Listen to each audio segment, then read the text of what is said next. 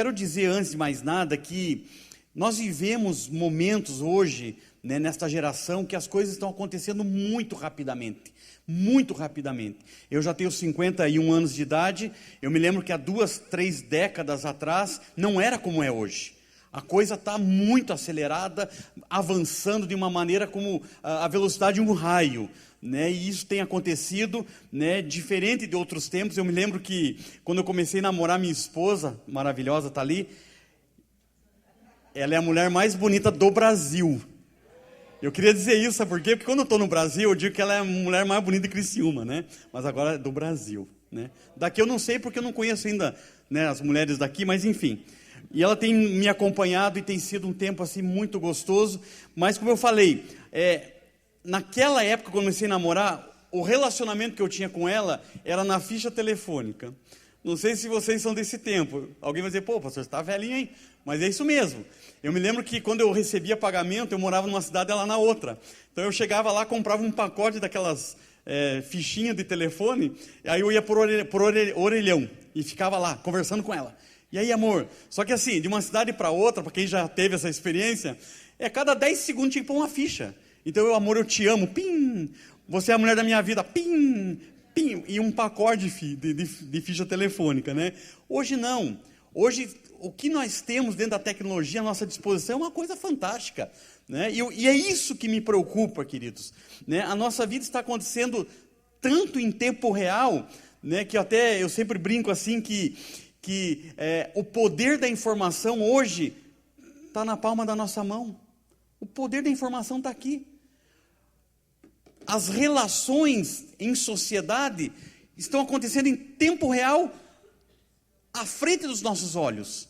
Então tem muita coisa que está girando em nosso redor, que isso não acontecia 10, 20 anos atrás. Agora, isso é importante, isso é ruim, pastor? Não. Eu me beneficio dessa tecnologia, eu me beneficio das coisas que o homem tem construído com a graça de Deus, evidentemente. Né? Há uma profecia muito antiga, quando eles estavam construindo a Torre de Babel, né, que Deus disse, agora não haverá mais restrição para tudo aquilo que eles intentarem fazer. E aí o resultado, olha quantas coisas têm acontecido no mundo tecnológico. Mas aonde reside aqui a minha preocupação? Né? Como eu falei, não sou contra a tecnologia, até me aproveito, mas a pergunta que se faz, por mais tecnologia que nós temos à nossa disposição hoje, como está a nossa conexão com o céu? Eu penso que por causa desse mundo acelerado, por causa das coisas acontecendo rapidamente, eu penso que muitos de nós vamos perdendo aquela essência de antigamente, né, pastor? Gastava horas num quartinho escuro, orando a Deus, buscando, mas hoje está tudo acelerado, fast food, hoje comida, você come andando e vai e volta, e vai e volta, e vai e volta. Mas e como está a conexão com o céu? Então é importante nós entendermos que quando você percebe que existem respostas claras da parte do Senhor, e se eu não estou vivenciando isso, se a minha conexão com o céu está meio rompida, caiu lá o sinal, está entendendo? Então alguma coisa está errada. Então eu comecei, nessa experiência que eu tive lá em Criciúma, eu comecei a orar, pedir a Deus uma revelação, uma palavra que fosse rema para nós, para entendermos todo o contexto que nós estávamos vivendo. E o Senhor me deu essa palavra, eu quero repartir com os irmãos nesta manhã. Diz assim, a partir do verso 24 de Deuteronômio, capítulo 33. Todos acharam? Quem achou, diga amém. Diz assim o texto. Todos acharam? De Azer disse: bendito entre os filhos é Azer, agrade aos seus irmãos e banhe o pé em azeite. De ferro e bronze são os teus ferrolhos, e a tua paz durará como os teus dias. Nós gostaríamos de dar uma ênfase na segunda parte do versículo 25, quando o texto diz, e a tua paz durará como os teus dias. Talvez numa outra versão, assim como os teus dias, assim será a tua paz. Talvez numa outra versão, assim como os teus dias, durará a tua paz.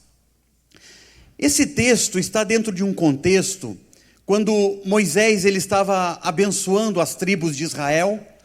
Então ele vai passando por cada tribo, liberando palavras de vitória, palavras de bênçãos.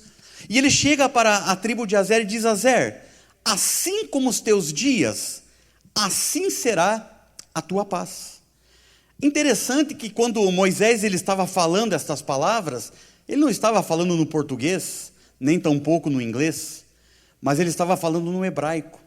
E a palavra paz no hebraico pode também significar força. Então, em outras palavras, ele está dizendo: assim como os teus dias, assim será a tua força. Que promessa tremenda, irmãos. Você pode imaginar esta promessa sendo entregue a você nesta manhã? Você pode imaginar Deus falando isso ao teu coração nesta manhã? Porque quando você recebe esta promessa, Deus está dizendo que você será capaz de enfrentar todos os problemas do teu dia. E você vai vencer. Porque a promessa nos garante que nós viveríamos todos os dias em paz, em força. Eu não devo me preocupar. Seja o problema que surgir, seja a luta que vier, seja a situação que estiver à minha volta, eu terei forças para vencer. Isso está na palavra de Deus. E é interessante que paz também, quando você vai lá para o original grego, porque nós vemos um reflexo dessa promessa, lá em Filipenses, no capítulo 4, versículo 13, se você for rápido de endereço somente, então só presta atenção, quando o apóstolo Paulo diz assim: eu posso todas as coisas naquele que me fortalece. Pensa comigo o seguinte: eu não devo me preocupar, porque a palavra de Deus que é o meu guia, a palavra de Deus que é a minha direção, a palavra de Deus que é o meu sustento, está me dando uma garantia nesta manhã, de que eu posso todas as coisas naquele que me fortalece. E é interessante que esta força, o pastor falou aqui da ceia, muito interessante a colocação, mas esta força no qual Paulo se refere aos filipenses aqui, não é uma energia cósmica, não vem através de uma concentração, ou talvez orar ou recitar mantras, mas essa força é Jesus, e o seu poder que opera, porque assim como nós acreditamos, assim como Deus nos trouxe aqui nessa manhã, esse Jesus que está conosco, porque Ele também nos deu garantias, que eu estarei convosco todos os dias, até o fim, é Ele quem está conosco nessa manhã, Ele é uma pessoa que se manifesta através do seu Espírito. Então, se eu entendo que estas coisas que estão dizendo ao meu respeito nessa manhã, fazem com que eu possa vencer todos os dias da minha vida, então não há que se preocupar. Amém? Esse é o padrão da vida cristã. Esse é um resumo daquilo que o Senhor espera de cada um de nós, vivermos este momento. Esse é o momento que o Senhor criou. Esse é o momento que o Senhor nos preparou para estarmos aqui. Você pode imaginar, amados, que quando nós viemos aqui, houve toda uma preparação no reino espiritual, para que o Senhor pudesse nos visitar de uma forma tremenda nesse lugar, para que a palavra de Deus fosse manifesta no nosso interior, através de ouvirmos a palavra. A Bíblia diz que a fé vem pelo ouvir e ouvir a palavra de Deus. Então, se nós estamos aqui, é por fé, e estamos ouvindo, então nós somos alimentados por esta fé. Agora, quem faz isso? Sou eu, humano, falho como eu sou?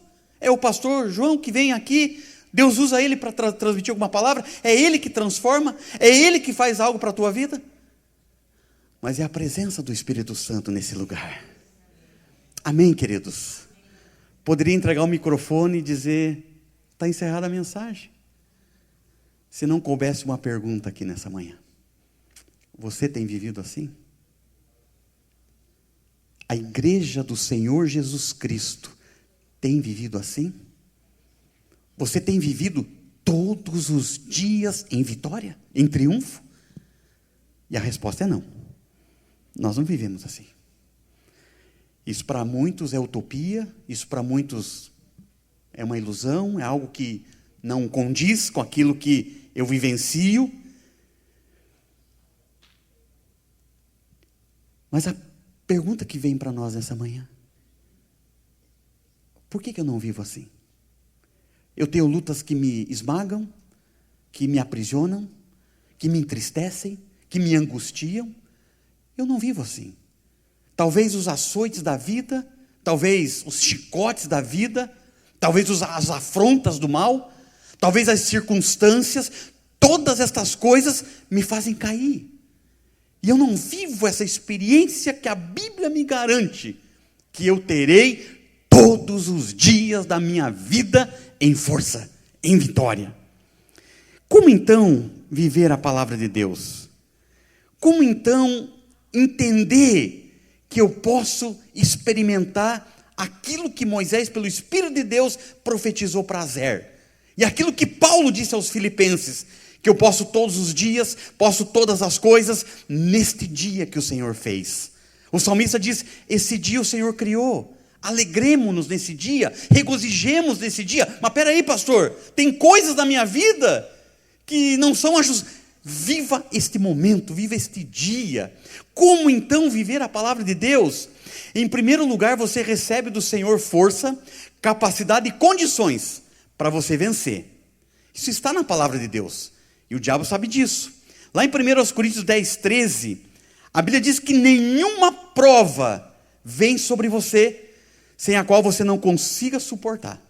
Mas, juntamente com a prova, vem o escape.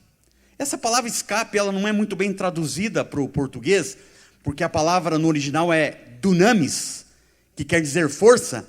Então, Deus está dizendo que você, toda a prova que vem sobre você, você terá forças para vencer, porque juntamente com a prova, juntamente no momento que Deus provou você, Ele também está te dando uma provisão de força para você vencer.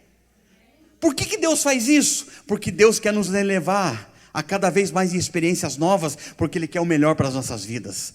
E às vezes Deus nos leva para lugares que muitas vezes se diz, poxa, Deus esqueceu de mim. Pelo contrário, irmão, eu acho que Deus está mais atencioso a você naquele momento, porque Ele quer ensinar algo a você.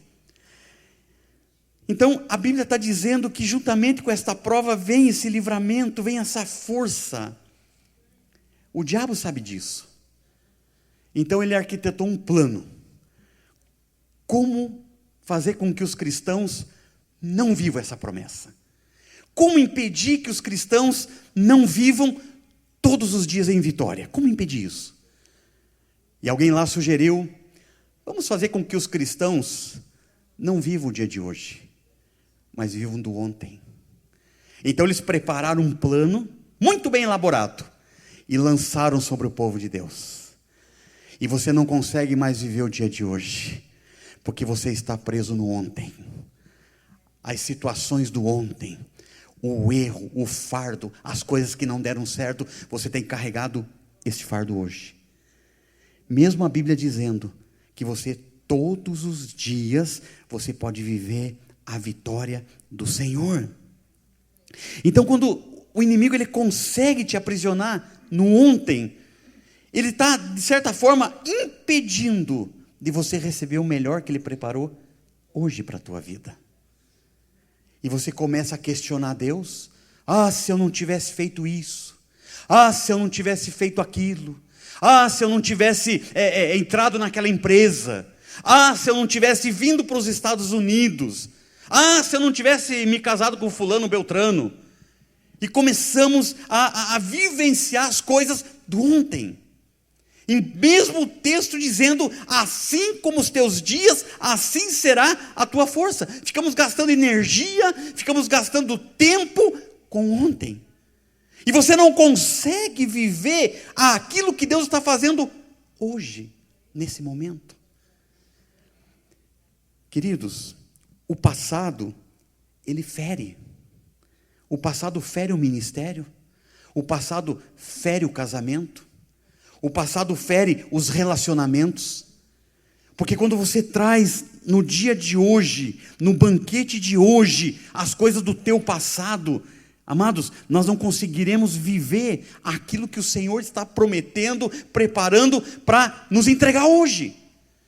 E passa então aquele dia que você poderia ter desfrutado o melhor de Deus, ter trazido o melhor da presença dEle para a tua vida, por conta do ontem. E você é aprisionado no ontem. Em Lucas 9,62, Jesus disse assim, uma coisa interessante. Você pode ir por vários caminhos na interpretação aqui. Jesus diz que aquele que lança a mão do arado e olha para trás, não é apto para o reino. Por que Jesus quis dizer isso? Antigamente, não é hoje tem grandes tecnologias para arar uma terra, mas naquela época era tracionado com animal.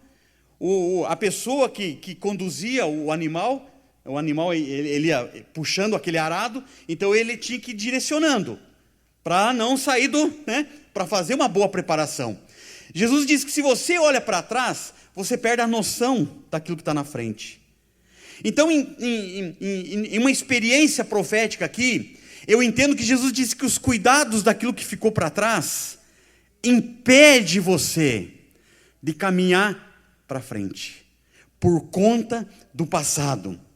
Talvez nós teríamos que fazer como Paulo disse aos Filipenses: uma coisa eu faço, esquecendo-me das coisas que para trás ficam, eu prossigo, e avançando para as coisas que estão diante de mim, eu prossigo para o alvo, para o prêmio da soberana vocação em Cristo. Vocês estão entendendo? Então, o texto é muito claro, dizendo que se eu estiver amarrado, aprisionado nas coisas do passado, dificilmente eu vou conquistar aquilo que o Senhor preparou hoje. O salmista, se você puder abrir ou não, presta atenção, no Salmo 56, 8, o salmista ele tem uma experiência fantástica da parte do Senhor. Na segunda parte do versículo ele diz assim: Senhor, registra as minhas aflições e põe as minhas lágrimas no teu odre. Esse era um odre especial, ele era feito do couro do animal, em que então ali colocava-se o suco da uva, e depois de um processo de fermentação, de um determinado tempo, aquele vinho transformava-se, aquele suco de uva transformava-se no vinho.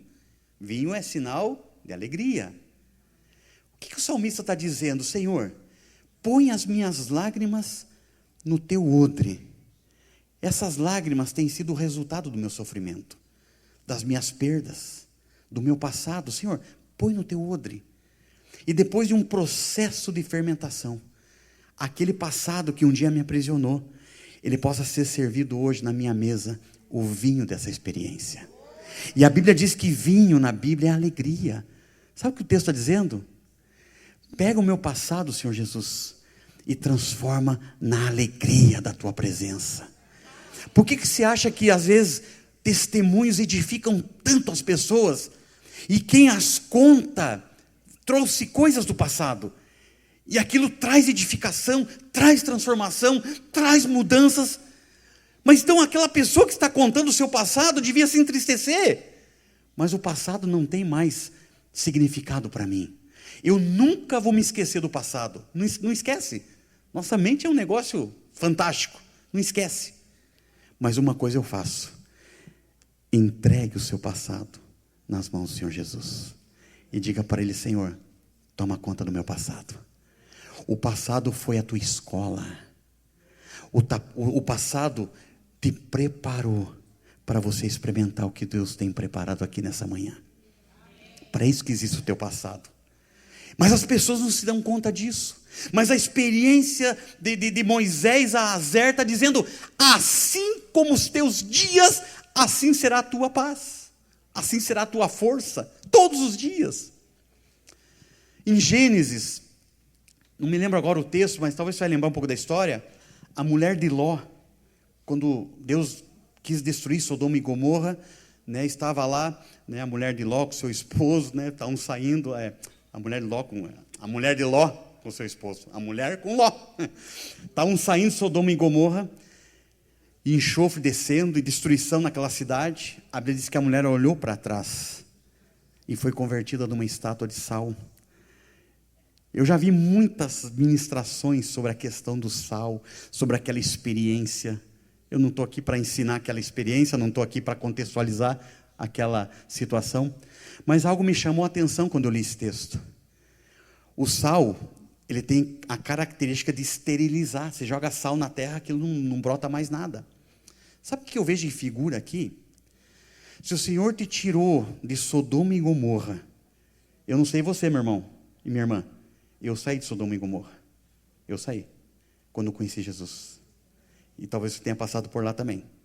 ou quem sabe nos arredores, ou quem sabe entrou lá dentro, não sei. Cada um tem a sua experiência. Mas nós viemos do mundo até conhecer Jesus. A Bíblia diz que quando eles saíram de Sodoma e Gomorra, a mulher olhou para trás, como quem diz: será que eu estou perdendo alguma coisa que ficou? Esterilização. Quando nós ficamos presos no passado, nós não conseguimos produzir no reino de Deus. Esteriliza a nossa terra, esteriliza o nosso relacionamento, esteriliza a minha comunhão e intimidade com Deus. Tudo é esterilizado. Sabe por quê? Porque eu insisto em estar olhando para trás. E o Senhor está à minha frente dizendo: venha. Eu estou indo à frente, preparando os caminhos tortuosos, aplanando a terra, para você vir, meu filho. Venha, venha. Então o passado, na verdade o inimigo, ele usa dessas estratégias para nos aprisionar no passado. Então você diz assim: pastor, hoje eu entendi, e eu vou fazer todo o esforço para que eu consiga realmente vencer. E daqui a pouco você começa a vencer aquilo. Daqui a pouco você começa a ter umas experiências assim tremendas com Deus, experiências com Deus. Aí o diabo não consegue mais te aprisionar no passado. Sabe o que ele faz? Ele te joga para o amanhã. E você começa a se preocupar com o amanhã. E deixa de desfrutar o melhor que Deus te preparou hoje. Pessoal, o inimigo, ele é muito astuto. Ele é severo. Mas a Bíblia diz que quando nós estamos em Cristo, nós temos o poder e a autoridade para vencer todas as nossas batalhas. Amém, queridos? Então quando ele te joga para amanhã, você fica preocupado com amanhã, você fica lamentando hoje o que nem você experimentou amanhã, e começa a questionar: amanhã eu vou viajar, e se me acontecer um acidente? E se amanhã subir um imposto? Mas se amanhã... E começa a lutar com o dia de amanhã, e você não consegue experimentar aquilo que Deus preparou hoje, e não consegue, e fica se lamentando, fica buscando uma resposta para o amanhã. Só que deixa eu dar uma notícia para você: a Bíblia diz que não existe amanhã. Quem pode garantir que você está vivo amanhã? Você estará vivo amanhã? Eu não sei. Talvez possamos fazer que nem Tiago disse: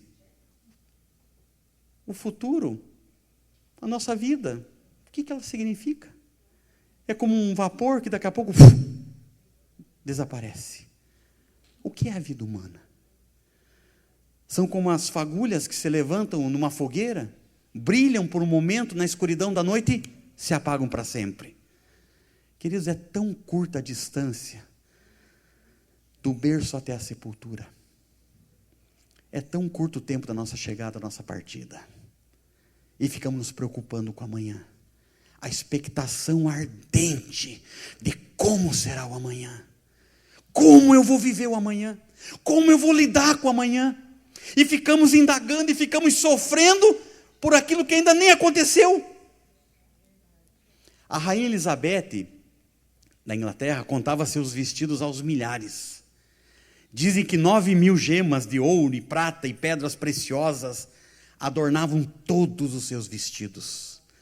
A rainha Elizabeth era dona de um império, queridos, que o sol jamais se punha. E quando ela estava morrendo, ela disse: eu daria tudo o que eu tenho por 1 hora, a fim de me preparar. Voltaire levou a França ao ateísmo, uma das maiores inteligências do iluminismo nos anos 1700. Uma das maiores inteligências, contudo ele não tinha nem o princípio da sabedoria, porque ele não temia a Deus. Voltaire levou a França à beira da ruína. Ele zombava desse livro. E sabe o que ele declarou? Que nos próximos 100 anos não haverá uma Bíblia escrita a não ser em algum velho museu. A antiga relíquia do passado iria acabar. E quando Voltaire estava morrendo, as pessoas que chegavam no seu quarto viam um homem demente e possesso. Fosse quem fosse, empregados, médicos, enfermeiras, entravam e via ele gemendo em extremo terror. ele dizia: não, o Nazareno não, o Nazareno não. Ele disse que Jesus era filho ilegítimo, filho de uma prostituta gerada por um soldado romano. E quando Voltaire estava morrendo, ele declarou: tu venceste, ó Nazareno. E a empregada que o viu morrer disse que por toda a riqueza da Europa não queria ver outro infiel morrer. E a casa que Voltaire viveu, de onde ele fez a declaração que nos próximos 100 anos não haveria uma Bíblia escrita a não ser em algum museu, esta mesma casa foi usada para imprimir Bíblias. O que é a vida humana, meu querido? Por que desperdiçamos tanto tempo da nossa vida nos preocupando com a segunda-feira? Se nós estamos aqui, quando o pastor profetizou, hoje o Senhor vai trazer cura, eu sinto essa experiência. Sabe por que ele sentiu essa experiência? Porque o Espírito de Deus está aqui, realizando uma obra, e Ele quer curar um, quer curar o outro, e eu fico lá, indiferente, preocupado com amanhã. Estão entendendo? Como estão entendendo a mensagem? A Bíblia nos chama a viver a essência do momento. Um exemplo: o cara vai fazer vestibular daqui 3 meses. Então ele fica ansioso, ele fica nervoso, porque ele precisa estudar para a prova do vestibular daqui 3 meses. Então naquele dia ele está ansioso, nervoso, ansiado, angustiado, não vai ler, não entra, aí ele fica vivendo aquele terror naquele dia. No outro dia a mesma coisa, e assim se sucedem os dias. Quando chega o último dia, quando chega o dia da prova, ele reprova. Agora um estudante servo do Senhor, que entende a palavra de Deus, que dá uma garantia para ele, de que todos os dias você terá paz, força, ele entende que ele recebe uma provisão diária, para estudar, no outro dia, uma nova provisão, para continuar estudando, e quando chega o dia da prova, ele já não recebe mais a porção diária para estudar, mas ele recebe uma porção diária, para fazer a prova. Sabe o que acontece? Ele é aprovado. Porque assim como os teus dias, assim será a tua força. Não assim como o teu ontem, não assim como o teu amanhã. Hoje, o Senhor quer te levantar hoje, para algo que talvez Ele nunca tenha feito na tua vida. Hoje é o dia. Quantos creem, digam amém. Então, quando nós começamos a perceber que as preocupações do ontem e do amanhã tiram a presença de Deus hoje, eu preciso receber essa promessa no meu coração, queridos. Eu preciso entender que o plano que Deus tem vai se desenvolver hoje. Eu não sei se isso aconteceu com você, comigo já aconteceu.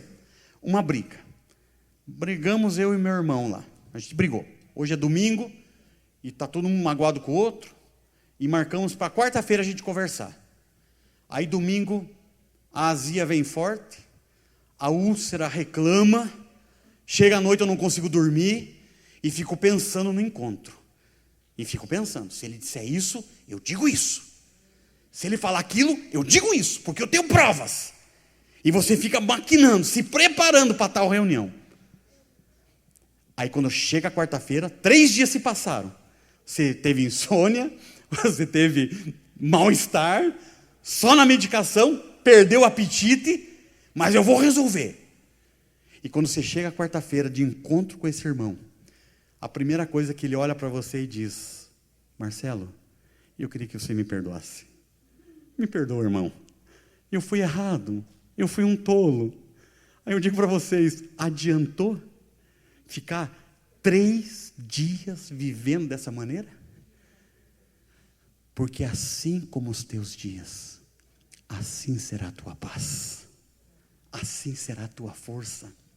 A Bíblia não é específica, mas calcula-se, alguns historiadores calcula-se, que Noé gastou cerca de 120 anos para construir a arca. O que deu vitórias a Noé? O que permitiu que ele, a sua família, os animais, tivessem o livramento e não sucumbisse ante o dilúvio? Você sabe o que deu vitórias para Noé? O hoje, mais o hoje, mais o hoje, mais o hoje, mais o hoje, mais o hoje, 120 anos. Porque assim como os teus dias, assim será a tua força. Em Êxodo capítulo 16, a Bíblia nos fala do maná. Aquele alimento sobrenatural que Deus criou para alimentar aquele povo. Eles estavam no deserto, eles não plantavam, não colhiam, e Deus precisava alimentar aquele povo.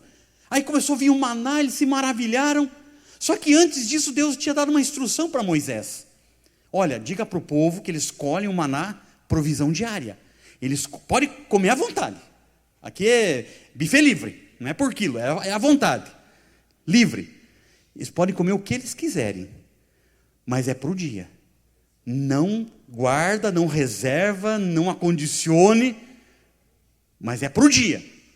E o povo, para variar, coração duro, começaram a estocar o maná.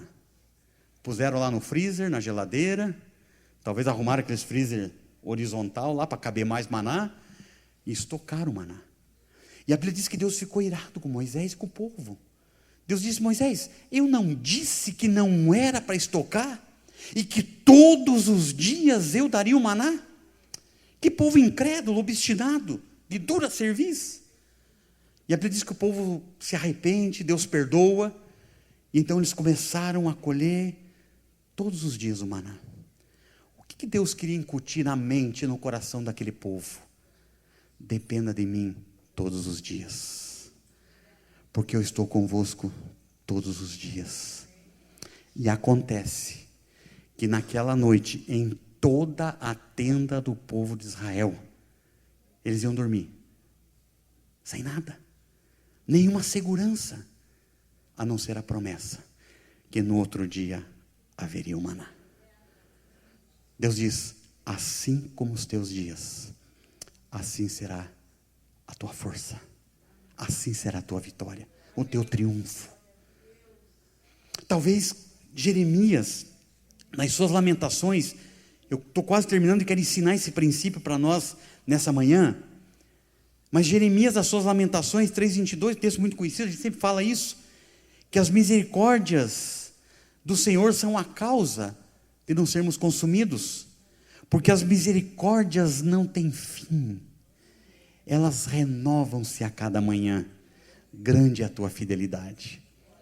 Você sabe o que eu tenho aprendido ao longo desses anos que Deus nos enviou para lá, e estamos passando por essas provas, e eu até brinco de manhã quando eu acordo, tem uns bidezinhos do lado da cama, eu brinco assim que a experiência que eu tenho, que eu creio, é quando eu acordo de manhã, eu olho, está aqui o maná fresquinho. Então eu tomo posse do maná e digo: Senhor, este dia o Senhor fez, eu me alegro nesse dia e vou vencer este dia. Por mais provas que venham, por mais lutas que venham, eu não vou me preocupar com amanhã e não vou olhar para trás.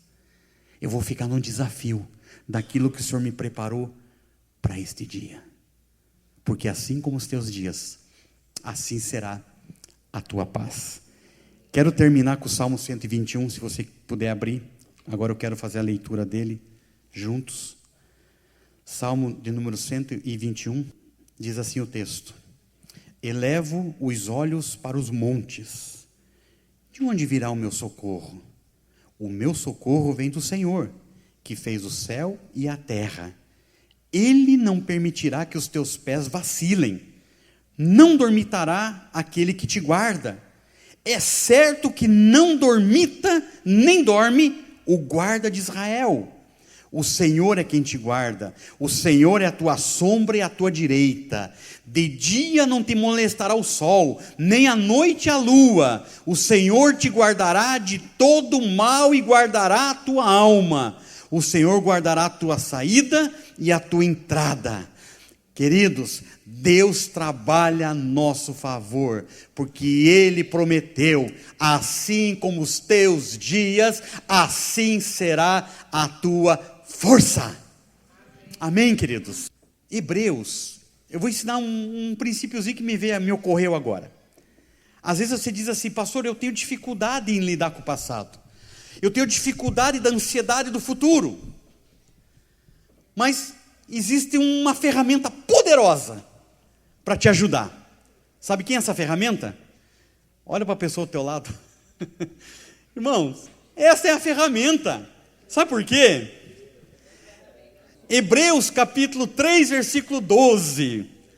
O autor aos Hebreus diz assim: exortai-vos mutuamente durante o tempo que se chama hoje.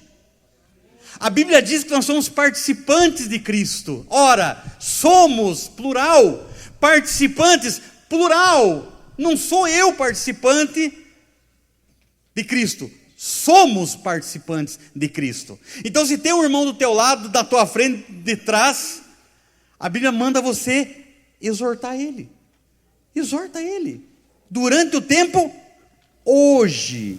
Por que é hoje, irmãos? Porque nós não sabemos o amanhã. Não sabemos o que vai acontecer amanhã. A oportunidade está aqui. Foi lançado aqui esta oportunidade diante de Deus. De que hoje Deus tem poder para mudar a minha direção, se assim Ele desejar.